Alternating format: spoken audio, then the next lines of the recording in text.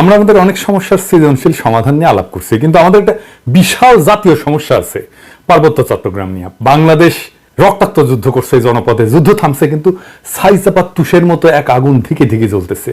পাহাড় আর সমতলের জনগোষ্ঠীর মধ্যে সন্দেহ আর অবিশ্বাসের বাতাস লঘু হইয়া যায় নাই। আমি মাঝে মাঝে ভাবি, যারা রাষ্ট্র চালায় তারা কি আদৌ সমস্যাগুলো নিয়ে ভাবেন? কিভাবে এটা সমাধান করা যায় এটা নিয়ে ভাবেন? ভাবলে, আন্তরিকভাবে চেষ্টা করলে তো এই সমস্যা একেবারে দূর না হোক অনেকটা তো সহনীয় করে ফেলা যায়। রাষ্ট্র সবসময় অপদার্থরা চালায়, তাই কখনো আমরা ভাবতেই পারি না সমস্যাকে দূর করতে হলে কি কি কাজ করতে হবে, কিভাবে সৃজনশীল ভাবে সমস্যার সমাধান করতে হবে। আজ আমি পার্বত্য চট্টগ্রাম ইস্যু নিয়ে আলাপ করব। আমার আলাপে সব সমস্যার সমাধান থাকবে না, তবে অন্তত একটা বড় সমস্যার সমাধানের বিষয়ে আলাপ করব।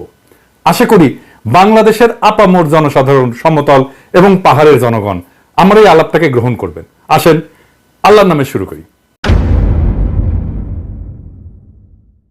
এখন আলাপ হইতেছে আদিবাসী না উপজাতি এই বিষয় নিয়ে। আমি আলাপে এখনই ঢুকবো না, একটু কাজ করব আমার এপিসোডের একদম শেষ দিকে। আমার মতে সমস্যার মূলটা এই জায়গায় না, মূলটা মূলত দুইটা জায়গায়, একটা স্থানীয় আর একটা আন্তর্জাতিক। আন্তর্জাতিক বিষয়টা আমি প্রথমে আলোচনা করব, কারণ পার্বত্য চট্টগ্রাম নিয়ে আলাপ করার সময় সেই আন্তর্জাতিক প্রবলেমটা, সমস্যাটা, যেখানে ভারত একটা গুরুত্বপূর্ণ ফ্যাক্টর, সেটারে মাথায় রাখলে আমাদের বিষয়টা বুঝতে সুবিধা হবে এবং সমাধানের পথটা ভাবতেও সুবিধা হবে।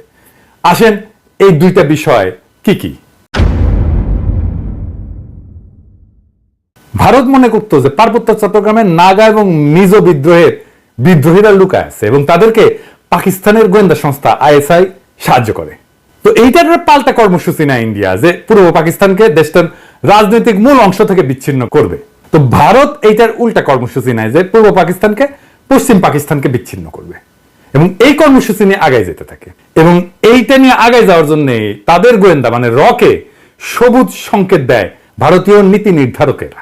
অনেক পরে ভারতের গোয়েন্দা সংস্থা র, তার কর্মকর্তা বি রমন এই সম্পর্কে বলছেন যে এই যে পূর্ব পাকিস্তান থেকে ভারতের উত্তর পূর্বাঞ্চলে আইএসআই চালানো কার্যক্রমের অবসান ঘটাইতে ইন্দিরা গান্ধী পূর্ব পাকিস্তানের বাংলা ভাষীদেরকে পাকিস্তান থেকে বিচ্ছিন্ন হওয়া এবং বাংলাদেশ নামে একটা পৃথক রাষ্ট্র প্রতিষ্ঠার ব্যাপারে সহায়তা করতে হবে এই সিদ্ধান্ত নেয়। এটা বি রমনের বইয়ে লেখা আছে।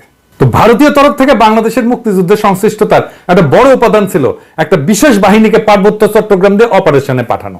এই বিশেষ বাহিনীর নাম ছিল special frontier force. General Uban ছিল এই ফোর্সের প্রথম ইন্সপেক্টর জেনারেল। 1962 সালের শেষ দিকে এই ফোর্সটা গড়ে উঠছিল। 71 সালে এই জেনারেল উবানি ছিলেন মুজিব বাহিনীর প্রশিক্ষক। মুজিব বাহিনী কি জানেন তো?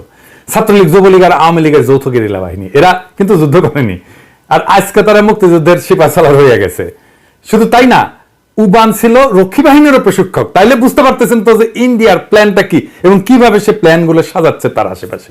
এবং পার্বত্য চট্টগ্রামে যখন 71-এ চূড়ান্ত অপারেশন হয়েছিল, তখন মুজিব বাহিনী না, স্পেশাল ফ্রন্টিয়ার ফোর্স নামে ওই আনকনভেনশনাল বাহিনীকেও ভারতীয়রা পার্বত্য চট্টগ্রাম দিয়ে বাংলাদেশে ঢুকায় দেয়। এবং এই স্পেশাল ফ্রন্টিয়ার ফোর্স অনেক দিন থাকে, এমনকি 1975 পর্যন্ত থাকে পার্বত্য চট্টগ্রামে।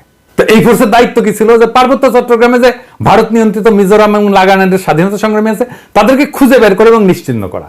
এখানেই শেষ না, এই স্পেশাল ফ্রন্টিয়ার ফোর্সের সাথে মুজিব বাহিনী পার্বত্য চট্টগ্রাম দিয়ে যখন অভিযান শুরু করে, এটা নভেম্বরের শেষ দিকে। এরা ত্রিপুরা রাজ্য থেকে পার্বত্য চট্টগ্রামের পানছড়িতে প্রবেশ করে নভেম্বরের শেষে। একদল চাকমা তাদেরকে অভ্যর্থনা জানাইতে যায়, মনে করছে তাদের মুক্ত করতে আসছে।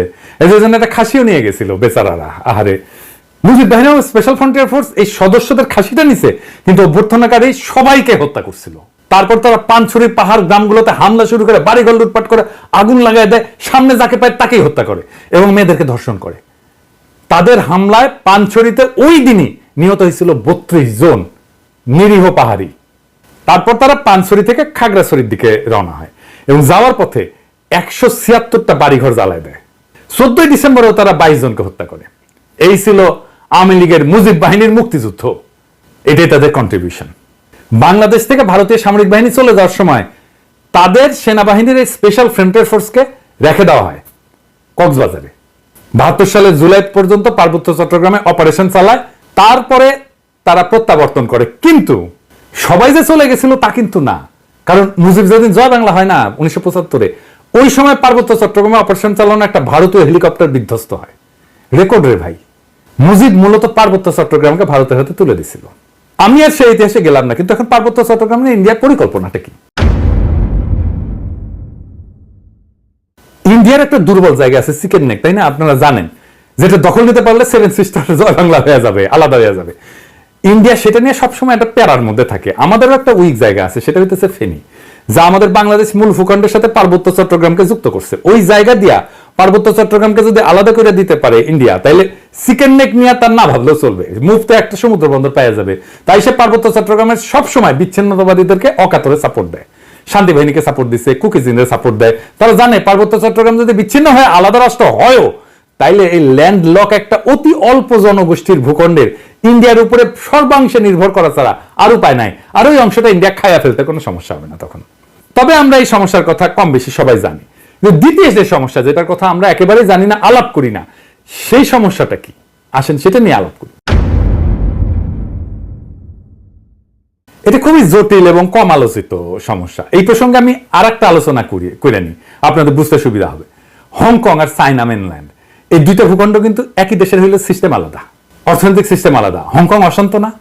আপনি একই দেশের দুইটা সিস্টেম করলে সেটা অশান্তির একটা বীজ হয়ে থাকে, যদি খুব ভালোভাবে ম্যানেজ করা না যায়। কারণ দেশ বা রাষ্ট্র একটা শরীরের মতো, এটা একটা রাজনৈতিক অর্থনৈতিক সংহতির দরকার পড়ে। ইকোনমিক সিস্টেম আলাদা হইলে রাজনৈতিক সংহতি রক্ষা করা দূর হয়ে যায়। কেন? মার্কস বলছেন যে রাজনীতি হচ্ছে অর্থনীতির একটা ঘনীভূত রূপ। অর্থনীতি যেমন, সেটাই রাজনীতি হয়ে দেখা দেয়। কথাটা খুবই সত্য কথা। একটা দেশের ইকোনমি যেমন, তার রাজনীতিটাও তেমন। এটা নিয়ে পরে আবার বিস্তারিত আলাপ করা যেতে পারে, কিন্তু আপাতত আজকাল আলাপের জন্য এইটুকু জানলেই চলবে।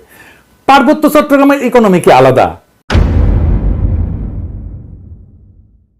হ্যাঁ, আলাদা। ওদের ইকোনমি ভূমি নির্ভর। ওদের বর্তমান ভূমির মালিকানা ব্যবস্থা খুবই জটিল এবং বহুমুখী একটা কাঠামোর উপর প্রতিষ্ঠিত, যা ঐতিহাসিক, সামাজিক, সাংস্কৃতিক এবং প্রশাসনিক অনেকগুলো কারণের মিশ্রণ। তিনটা স্তরে এদের ভূমি ব্যবস্থাপনা। এক নাম্বার, ঐতিহ্যবাহী ভূমি মালিকানা ব্যবস্থা। এটি সবচেয়ে বড় ভূমি ব্যবস্থাপনা। আনুমানিক 50 থেকে 60% ভূমি এই ঐতিহ্যবাহী ব্যবস্থাপনার আওতায় পড়ে। কেমন সেটা? এইটা গোষ্ঠীভিত্তিক মালিকানা, কোনো ব্যক্তি মালিকানায় না। পার্বত্য অঞ্চলের প্রধান জনগোষ্ঠী যেমন চাকমা, মারমা, ত্রিপুরা এবং অন্যান্য গোষ্ঠীগুলা তাদের নিজস্ব ঐতিহ্যবাহী ভূমি ব্যবস্থাপনা পদ্ধতি অনুসরণ করে।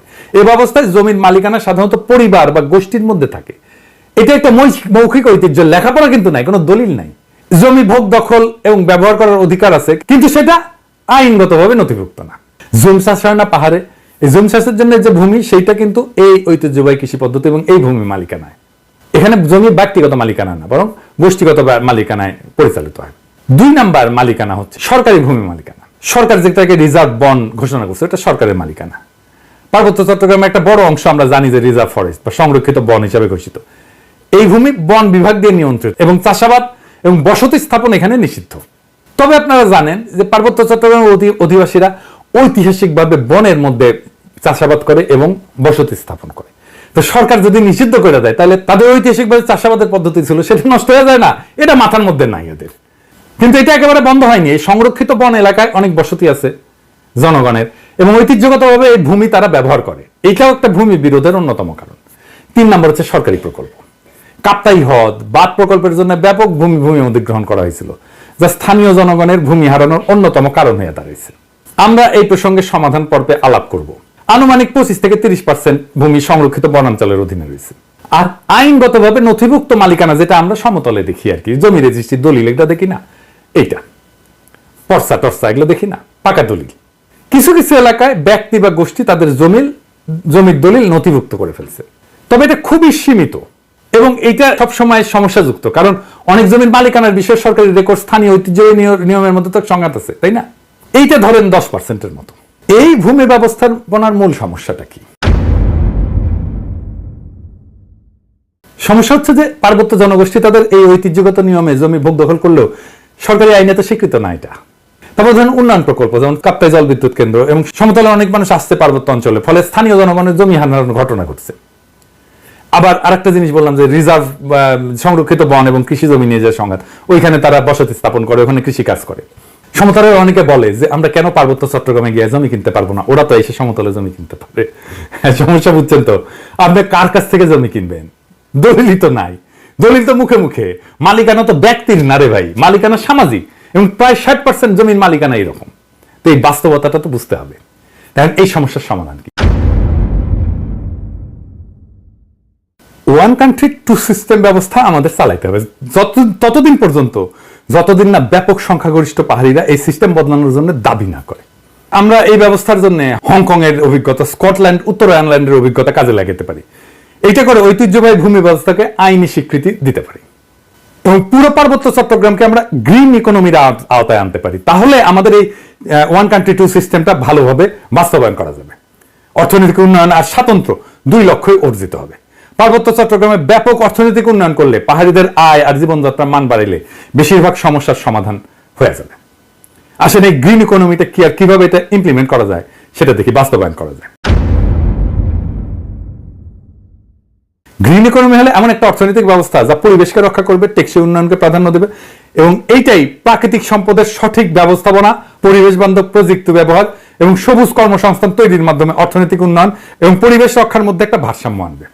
এবং আমরা পার্বত্য চট্টগ্রামকে যদি একটা সংরক্ষিত এলাকা বলে ঘোষণা দিয়ে গ্রিন ইকোনমির আওতায় নিয়ে আসি, তাহলে অনেকগুলো সুবিধা পাওয়া যাবে। স্বাতন্ত্র্য রক্ষা তো হবেই, পাশাপাশি অর্থনৈতিক উন্নয়ন সম্ভব হবে। সুবিধাগুলো এক এক করে আলোচনা করি। যেমন ধরেন, প্রাকৃতিক সম্পদের সংরক্ষণ করা যাবে। সংরক্ষিত এলাকায় অরণ্য, বন্যপ্রাণী এবং জীববৈচিত্র্য রক্ষার জন্য সঠিক ব্যবস্থাপনা গড়ে তোলা সম্ভব হবে এবং এর ফলে টেকসই একটা বন ব্যবস্থাপনা, যেটাকে সাস্টেনেবল বন ব্যবস্থাপনা বলা হয়, এবং পানি সংরক্ষণ, কার্বন নিঃসরণ হ্রাস করা যাবে এবং পরিবেশ বান্ধব কর্মসংস্থান তৈরি করা যাবে। কিভাবে? ধরেন, ইকো ট্যুরিজম, জৈব চাষাবাদ, প্রাকৃতিক পণ্য উৎপাদন এবং স্থানীয় কারুশিল্পের মাধ্যমে স্থানীয় জনগণের জন্য কর্মসংস্থান সৃষ্টি করা যাবে। পরিবেশ বান্ধব উদ্যোগ নেওয়া যেতে পারে, যেমন সৌরশক্তি প্রকল্প, জৈব প্লাস্টিক উৎপাদন প্রকল্প, এগুলো তৈরি করা যেতে পারে। এবং যেহেতু আমরা এখানে কার্বন নিঃসরণ কমাবো, তাই আন্তর্জাতিক সহযোগিতা পাওয়া যাবে প্রত্যেকটা প্রকল্পে। শুধু আন্তর্জাতিক সংস্থার সাহায্য, টাকা পয়সায় না, প্রযুক্তিগত সহায়তাও নেওয়া যাবে এবং পরিবেশ বান্ধব ট্যুরিজম গড়ে তোলা যায়। এখন যে ট্যুরিজম আছে এটা পরিবেশ বান্ধব না, এটা আয়ের একটা গুরুত্বপূর্ণ উৎস হতে পারে।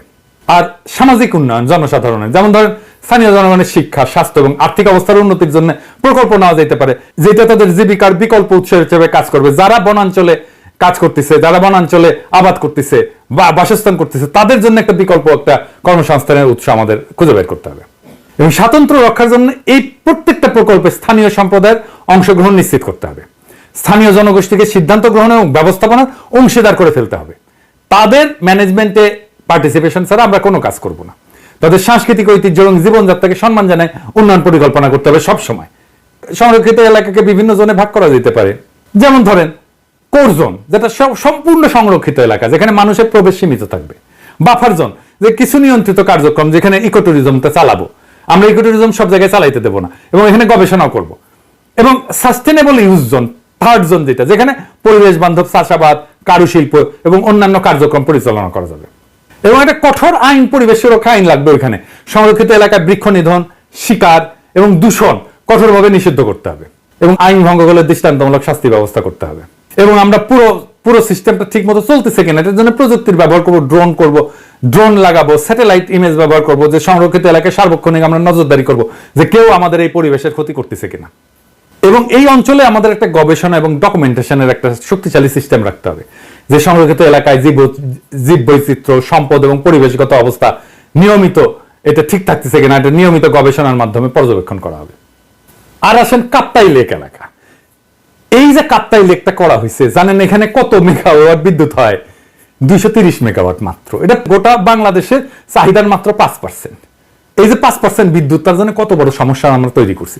আমরা যদি ঘোড়াশাল বিদ্যুৎ কেন্দ্রের কথা চিন্তা করি, ঘোড়াশাল বিদ্যুৎ কেন্দ্র 950 মেগাওয়াট বিদ্যুৎ উৎপাদন করে, তার মানে 4 গুণ এই কাপ্তাই লেকের চাইতে।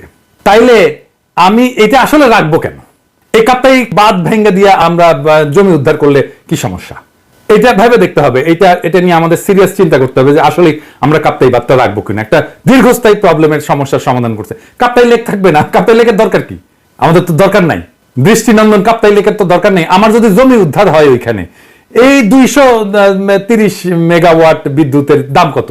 আর আমরা যদি এই জমিটাকে ব্যবহার করতে পারি, কাপ্তাই লেকের নিচে ডুবে যাওয়া জমিটা যদি উদ্ধার করতে পারি, তাহলে এই জমিতে আমরা কি পরিমাণে অর্থনৈতিক ব্যবস্থাপনা করতে পারবো, অর্থনৈতিক সুবিধা পাবো, অর্থনৈতিক লাভ করতে পারবো। এটা একটা স্টাডি হইতে পারে। আমি এটা ধারণাটা দিলাম। যদি মনে করেন যে স্টাডি করে যদি দেখা যায় যে ওইখানে অর্থনৈতিক সুবিধা যেটা, সেটা অনেক অনেক বেশি এই কাপ্তাইয়ের 230 মেগাওয়াটের বিদ্যুতের চাইতে, তাহলে কাপ্তাই বাঁধ আমাদের রেখে লাভ কি? এটা ভেঙে দেওয়া যেতে পারে। আমার মনে হয় যে কাপ্তাই বাঁধ যদি ভেঙে দেওয়া যায়, তাহলে আমাদের বেটার ইকোনমিক বেনিফিট আমাদের আসবে। এবার আসেন আদিবাসী ধারণা নিয়ে আমার চিন্তাটা বলি। কেন এটা অদরকারি আলাপ? কেনই বা সমতলের মানুষ এই চিন্তাটা পছন্দ করে না।